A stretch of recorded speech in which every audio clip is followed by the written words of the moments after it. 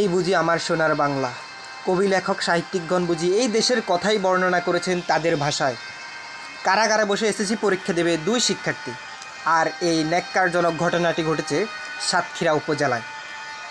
সাতক্ষীরায় কোটা সংস্কার আন্দোলনকে ঘিরে পুলিশের করা মামলায় 3 এসএসসি পরীক্ষার্থী সহ 7 জনকে 2 দিনের রিমান্ড শেষে আদালতের মাধ্যমে কারাগারে পাঠানো হয়। বৃহস্পতিবারে কারাগারে তাদেরকে পাঠানো হয় এবং কারাগারে থেকেই তারা পরীক্ষা দিচ্ছে।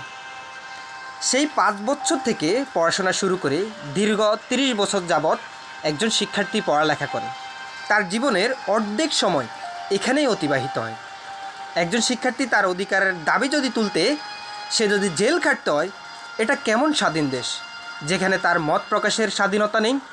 লজ্জিত আমরা, লজ্জিত জাতি আমরা। ছোটোবেলায় শিখেছিলাম শিক্ষা জাতির মেরুদণ্ড, কিন্তু এখন মনে হচ্ছে শিক্ষা নয়, রাজনীতি হচ্ছে একটা দেশের মেরুদণ্ড। তোমরা কমেন্ট করে জানিয়ে দাও তোমাদের মতামত।